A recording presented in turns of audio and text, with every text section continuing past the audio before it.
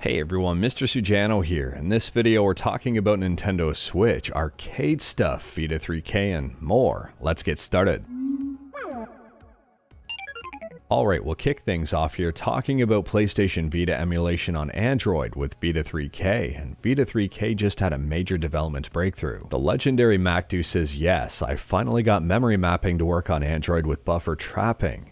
And taking a look at the frame rate here, it seems to be at a stable 30 frames per second, and apparently bylaws from Skyline helped. So at this point in time, there's still no new Vita3k on Android release, but I think this is a massive step forward to the next release, so keep your hopes up here and be patient. MacDo just had a major breakthrough, and I can't wait to see what's next. And speaking about bylaws and Skyline, next up we're talking about Nintendo Switch emulation on Android with Skyline, and Skyline's got a couple of brand new updates. If you head to skyline-emu.1 and click on download, you'll see the latest version at the time of filming is version 2136. And on top of that, the paid testing early access version of Skyline, Skyline Edge, just got a brand new update. Edge version 53 just released today, and this one fixes Splatoon Inc. and partially fixes rendering in Crisis and likely other games.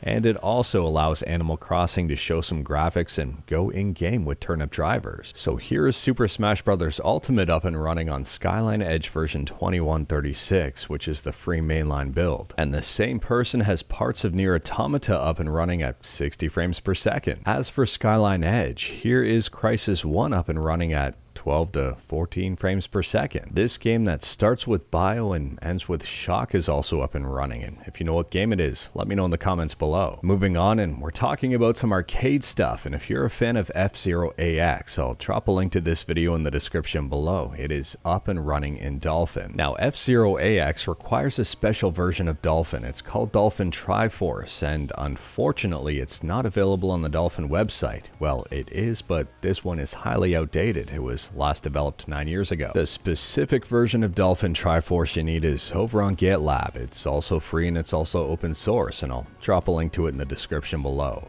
At the time of filming, it's available for Windows. As a quick fun fact here, if you're wondering why it's called Triforce, it's because it means subscribe to Mr. Sujano, and it was an arcade system that was jointly developed by Namco, Sega, and Nintendo. And speaking about fun facts, here's a quick one. Tony Todd, the actor who plays Venom in PlayStation Spider-Man 2, has just potentially leaked the launch date. He says, looks like September. Massive publicity coming in August. Commercials start dropping in August, so I'm told. Very interesting. Moving on, and we're talking about AI, and this news was really making its rounds today. Apparently Ubisoft is developing an AI tool that aims to support script writers, or possibly just get rid of a bunch of them.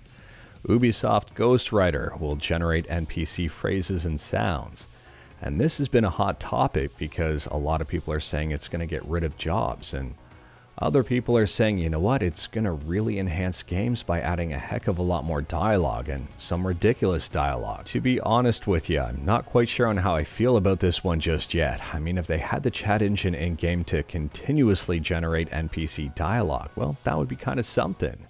Let me know your thoughts about all of this in the comments below. And speaking about AI and ChatGPT, if you wanted to try out a Google-based product, you kind of can, but you have to join a waitlist. So Google Bard is currently in its early experimental days, and there is a waitlist. I'll leave a link to it in the description below in the event that you actually wanted to check this one out. I think this could be disastrous, and I think this could be great. Let me know your thoughts about this in the comments below. And speaking about stuff in development, this one might be of interest to you as well. Mighty Street Fighter that's currently a work in progress on the Amstrad CPC. Absolutely insane. While I haven't seen videos of this recently, if you wanted to check out some early beta footage, you absolutely can. I'll drop a link to this YouTube video in the description below. And last up here, if you like free and open source and you don't like anything that's not free or open source and you like Linux, well, you might like this distribution. It might be a bit of a headache to use, but it's called Trisquel.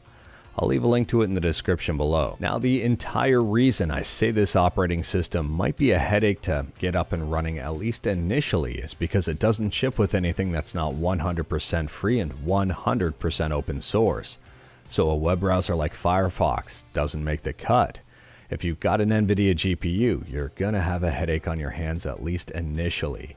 It is interesting though, it's a pretty cool concept, and version 11.0 LTS ARA mode just released. But anyways, that is all I've got for you in this one. Straight to the point, all stuff and no fluff. We talked about a bunch today. Let me know your thoughts about absolutely any of it in the comments below. If you like this video, leave a like. If you didn't like this video, leave a like. Hit that subscribe button, check out my other videos, don't tempt fate, save your state.